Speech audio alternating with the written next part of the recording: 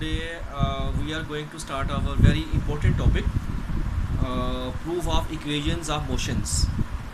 There are three equations of motions in your syllabus, and today we will drive first equation of motion, and then second, and then third equation of motion. As name is first equation of motion, you have to drive first equation of motion. The examiner asks you a question in two ways. He can also ask you drive first equation of motion, or he can also ask you that drive this equation. You also have to keep in mind the first equation of motion. Drive first equation of motion. He will write first equation of motion like drive Vf equals to Vi plus At. So this is the first equation of motion. You also have to keep in mind. This is the first equation of motion. Examiner may ask you question in two ways. He can ask you either writing only this statement, drive first equation of motion, or he can also ask you prove that Vf is equals to Vi plus At, or he can also say that drive this. So in two ways he can ask you question in examination, and you have to drive this equation by graphical method. You have to drive this equation by graphical method. He will also mention this. Okay, so to drive this equation we have to draw the graph, speed time graph. The time on x-axis you know, and here is the speed on vertical axis. Unit of speed you know, meter per second. You will write, first of all you will label the graph, time on x-axis, speed on y-axis. So you have to write few lines in English. First of all, you have to suppose a motion of somebody. You have to write like this. Consider a body starts its motion from point A. Starts its motion from point A with initial velocity Vi and moves with uniform acceleration in this straight line. Look at this uniform acceleration straight line. And at some point B, its final velocity becomes Vf. Look at point B, its final velocity becomes Vf. So we will read the final velocity from this vertical axis, Vf. Okay, so this line AB, you have already understood and learned that when this line is straight, this shows the uniformity. So this is uniform acceleration. So these few lines, first of all, you have to write in English. Then you have to prove this equation. How you will prove? Now, if I draw the perpendicular from point B on x-axis like this BD line, I have drawn this perpendicular. This is a perpendicular. I have drawn perpendicular straight line on this axis, time axis, and where it meet, I denote that point with D. And also, if I draw the perpendicular from point A on this line BC, and get the point C.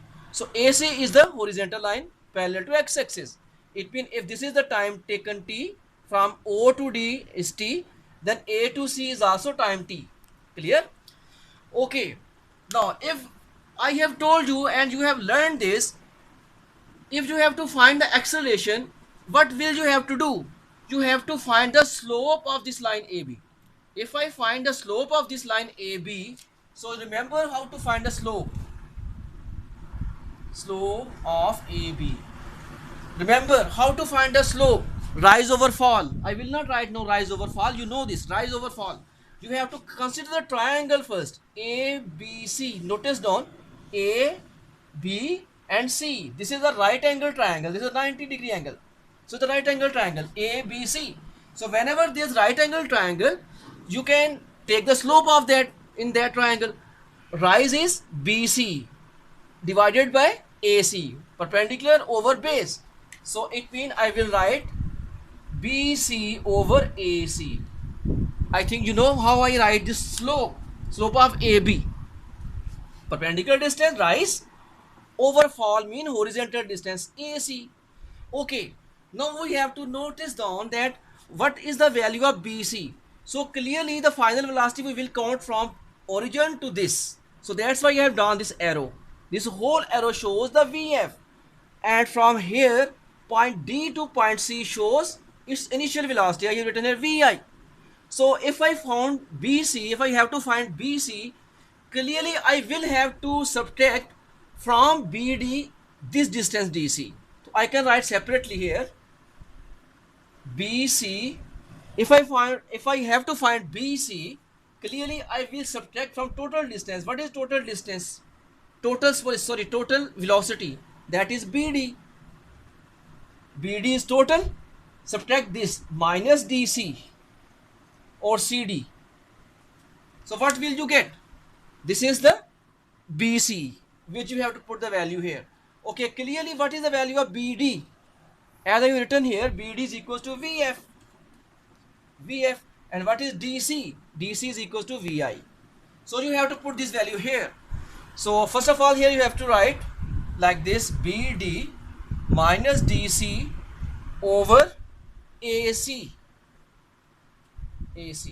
Now put the value. BD, clearly again BD. What is the value of BD? Total final velocity, mean VF. I will put BD value VF. And DC 0 to A equals to this, because it becomes now rectangles. So in rectangle, you know, opposite sides are same. That's why if it is VI, then it is also equals to DC is also equal to VI. So that's why I will write VI.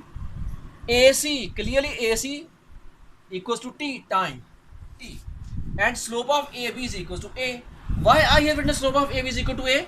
You know that slope of speed time graph always give you acceleration. You have learned this. So slope of AB means slope of speed time graph is equals to acceleration, uniform acceleration. That's why I have written it equals to A.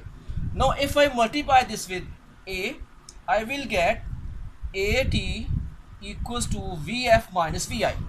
So notice down, this is also first equation of motion. But if you want to prove this, you can shift this value toward this side. You will get this equation also. So you will write like VF equals, shift this toward this side, AT plus VI, or VI plus AT, same thing. So notice down, this is the same equation. No matter if you write VI to this side or this side, that's same. So this is the first equation of motion you have proved. Okay, now notice down what physical values this first equation of motion showing to you. It's showing to you relationship between initial velocity, time taken by the body, acceleration A, and final value of the velocity.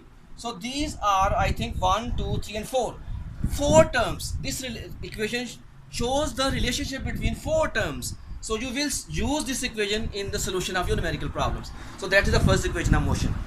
Okay.